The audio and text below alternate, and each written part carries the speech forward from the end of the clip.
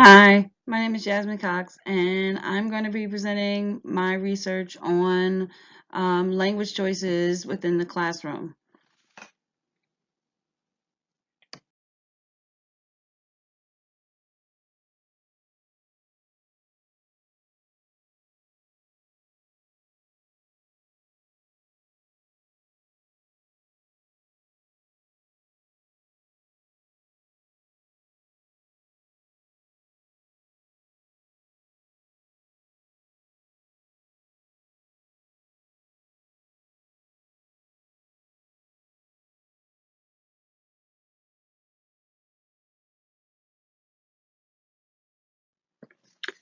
So, my initial research topic surrounded looking at the language choices teachers make within their classrooms and whether those choices had the ability to impact student learning and their ability to comprehend and critically evaluate the literature that was presented in classroom.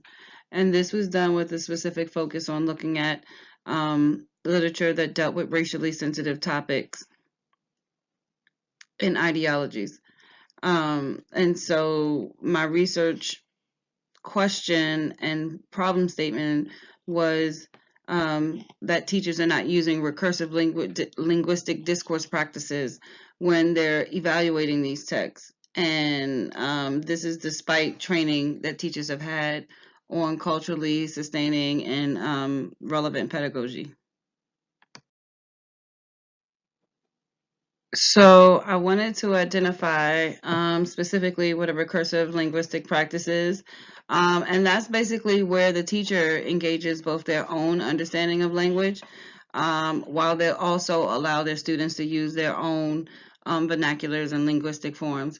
And just at the center of this is really understanding linguistically, language has no hierarchical structures. That just means that English is not the dominant is not the dominant language. It's not the position that it holds. The overt prestige is the term for it that it holds within society is really rooted in other things, prescriptivism rather descriptivism.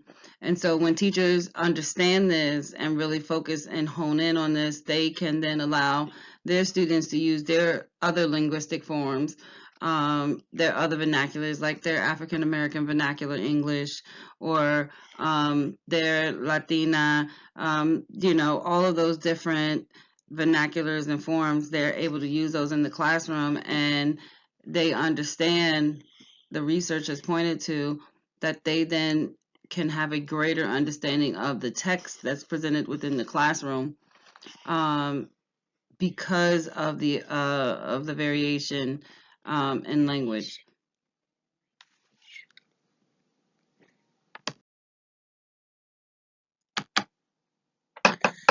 My research findings has pointed to the importance of teacher language choices rather within their classrooms, and the importance of identifying these language variations and dialects and vernaculars of their students, and not allowing their own personal ideologies and language biases and perceptions of non-standard forms impact their ability to use racially sensitive text within the classroom without positioning English as the dominant standard language within society. The research, such as Thomas, McAvoy, Ozelback, Larkin, Fisher, and all those other research that I've used within my review, my paper, my literature review, has shown that teacher language ideologies is critical to how they view the students that they hold those language ideologies and biases about. And so what that just means is that teachers have to be careful about the words and the choices that they use within their classrooms with their students. And this is with an especially sensitive focus on racially sensitive texts. One was Dangerous Minds that I reviewed, which was a sort of autobiographical narrative, um, from the author's perspective about their experiences within an urban setting. And so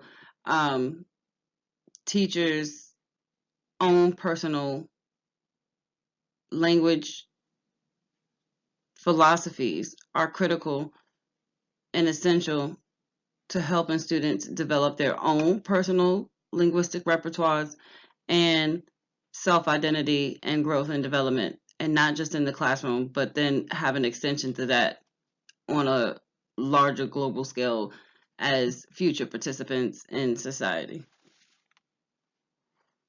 How is